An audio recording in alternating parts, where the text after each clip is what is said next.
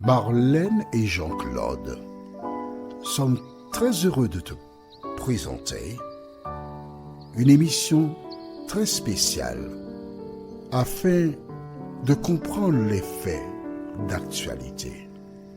Merci pour ta fidélité. Merci pour ta fidélité à la parole de l'Éternel. Merci de continuer à la lire, à la mettre en pratique surtout. Aujourd'hui, nous verrons la limite des imitateurs. La référence biblique se trouve dans le livre de Exode chapitre 8, les versets 12 à 15. Exode chapitre 8, les versets 12 à 15. Avant d'aborder ce thème, recherchons notre instructeur, le Saint-Esprit, afin qu'il nous conduise dans la vérité. Prions, notre Seigneur et notre Dieu. Nous voici en ta présence. Nous voici là pour entendre ce que tu as à nous dire. Merci de nous aider à comprendre, à être comme cette femme, Lydie, cette marchande de pourpre que nous trouvons dans Acte 16, qui n'était pas là comme les autres pour entendre, mais elle écoutait et voulait appliquer la parole dans sa vie. Cet esprit, merci de nous éclairer, nous t'en prions, au nom de Jésus pour ta gloire éternelle. Amen. Aujourd'hui, nous voyons la limite des imitateurs. Mais oui, il y a une limite. Qu'est-ce que cela veut dire? Lorsque l'Éternel envoya Moïse et Aaron, ces derniers allèrent devant Pharaon. Et là, Moïse, sur demande de Pharaon qui voulait voir un miracle, il jeta sa verge, la verge d'Aaron. Et elle devait quoi? Un serpent. Pharaon ne fut pas effrayé. Pourquoi? Parce qu'à sa cour, il avait des hommes qui pouvaient faire pareil. Il a placé magiciens qui vinrent. Alors la Bible s'appelle des sages et des conseillers. Tu parles, quel sage? Ils vinrent, et quand ils virent le serpent, ils se mirent à rire. Ils jetèrent leurs verges, eux aussi, qui, à leur tour, devinrent des serpents.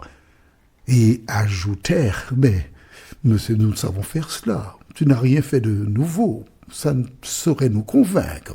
Et voici, le serpent d'Aaron s'est avancé vers un premier serpent. Le premier serpent a fait marche arrière légèrement, mais le serpent d'Aaron l'a avalé. Puis un deuxième, un troisième. Tu aimes trop ça. Continuons.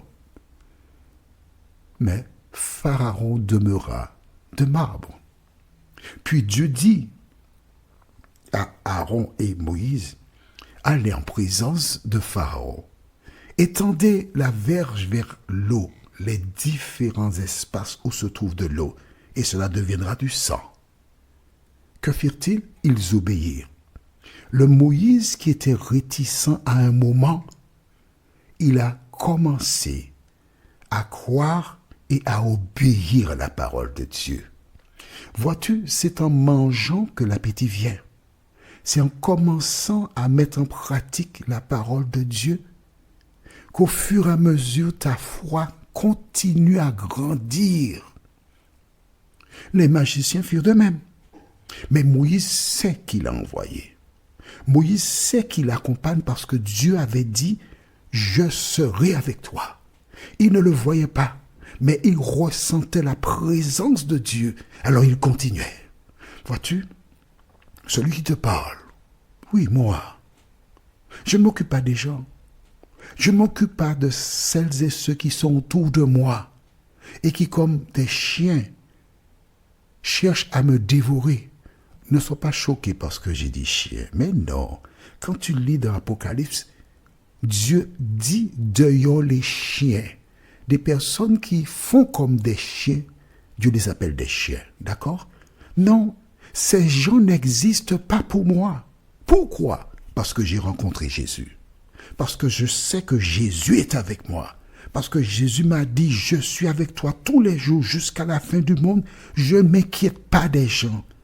Je ne m'intéresse pas à leurs propos. Je m'intéresse qu'à la parole de l'Éternel parce que je sais que Jésus m'a dit, je ne suis pas venu apporter la paix sur la terre, mais l'épée, et l'homme aura pour ennemi quelle personne? Les gens de sa maison. Quand des gens de ta maison tirent sur toi, prie pour ces personnes. Demande à Dieu de les pardonner. Demande à Dieu de les aider à ouvrir leurs yeux. Demande à Dieu de les bénir. Demande à Dieu que le Saint-Esprit aille les visiter pour qu'elles sachent que le seul message que nous devons proclamer, c'est Jésus-Christ qui est mort et qui est ressuscité et revient chercher ses enfants. Tu m'as entendu? Cesse de pleurer, lève-toi et avance au nom du Seigneur Jésus. Alors, qu'est-ce qui s'est passé? Les Quimboiseurs ont fait pareil. Et nous lisons le texte du jour dans Exode chapitre 8, les versets 12 à 15. Que s'est-il passé? Lisons. L'Éternel dit à Moïse, dis à Aaron, étends ta verge et frappe la poussière de la terre. Elle se changera en poux dans tout le pays d'Égypte. Ils firent ainsi. Aaron étendit sa main avec sa verge, et il frappa la poussière de la terre, et elle fut changée en poux sur les hommes et sur les animaux. Toute la poussière de la terre fut changée en poux dans tout le pays d'Égypte. Les magiciens employèrent leur enchantement pour produire les poux, mais ils ne purent pas. Les poux étaient sur les hommes et sur les animaux. Et les magiciens dirent à Pharaon, c'est le droit de Dieu. Le cœur de Pharaon s'endurcit, et il n'écouta point Moïse et Aaron selon ce que l'Éternel avait dit. Alors, que s'est-il passé? Je te raconte, tu as déjà lu, mais je ne t'ai pas expliqué. C'est quand je t'explique, tu vas bien comprendre. Voici Moïse et Aaron qui se dirigent vers Pharaon. Et quand on les aperçoit, encore eux, qu'est-ce qu'ils vont nous dire encore là aujourd'hui? Avec leurs bêtises, ils veulent partir. Et Moïse explique que Dieu demande de laisser partir le peuple. Et il va faire quelque chose pour interpeller Pharaon. Note avec moi que jusqu'à présent, tout ce que Dieu a fait, c'est pour interpeller Pharaon, pour que ses yeux s'ouvrent. Et alors, nous avons lu comment frapper la poussière qui devient des poux. Mais attention, les poux étaient seulement sur les Égyptiens. Les enfants d'Israël habitaient aussi en Égypte, mais dans la ville de Gozen. D'accord? La ville qui était juste à côté. Et sur les Égyptiens, sur les animaux, des poux, ils se grattent. Ah là là! Pharaon se gratte aussi, mais forcément, il y a des poux sur lui. Alors, il fait appeler les magiciens encore. Les magiciens arrivent, mais ils se grattent. Oui, Pharaon, qu'est-ce qu'il y a? Essayez de faire comme la dernière fois. On a déjà essayé, on ne peut pas. Et là, les magiciens font une déclaration solennelle. Les magiciens dirent à Pharaon, mais pas qu'à Pharaon. Les magiciens sont en train de te dire, toi qui m'écoutes, c'est le droit de Dieu. Ils reconnaissent leurs limites. Ils reconnaissent qu'ils ne peuvent pas faire une chose pareille. C'est le droit de Dieu. Rien d'autre. Pharaon a entendu. Mais pour les mêmes raisons que je t'ai déjà expliquées. Il ne peut pas laisser partir le peuple d'Israël. Il ne peut pas. C'est un chef d'entreprise. Imagine, tu es un entrepreneur en bâtiment. Tu construis des maisons. Et tu as un carreleur. C'est un excellent carreleur. Tu n'as pas d'autre carreleur. C'est le seul carreleur que tu possèdes. et il te dit un jour, je voudrais partir. Que fais-tu? Tu dis, écoute, ton salaire c'est 1800 euros par mois, je l'augmente, je te donne 2500 euros, mais ne pars pas. Tu peux négocier avec lui, c'est un carleur. Tu es dans un système français, tu ne peux pas, c'est pas un esclave. Tu vas augmenter son salaire pour le convaincre afin qu'il ne parte pas. Mais là, il n'est pas question de convaincre les Israélites de rester des esclaves. Ils veulent partir. Mais s'ils partent, mais qui s'occupera du peuple? Qui s'occupera de notre alimentation? Faut pas oublier que ce sont aussi des servantes, ce sont ces personnes qui travaillent et qui cuisinent pour Pharaon. Le repas est excellent, mais s'ils s'en vont, qui va cuisiner pour moi? Je ne peux pas les laisser partir. Il faut qu'ils restent. Mais ce que nous retenons, c'est que les magiciens sont arrivés à leur limite. Ils déclarèrent, nous ne pouvons pas. Là, c'est Dieu. Donc les magiciens du temps de Pharaon connaissaient l'existence de Dieu. Ils connaissaient l'existence de Dieu. Il en est de même aujourd'hui. Cesse d'aller chez les magiciens. Cesse d'aller vers ces menteurs. Tourne tes regards vers Jésus, le rocher des siècles.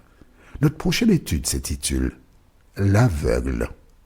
Nous lirons du livre de Exode chapitre 10, les versets 1 à 7.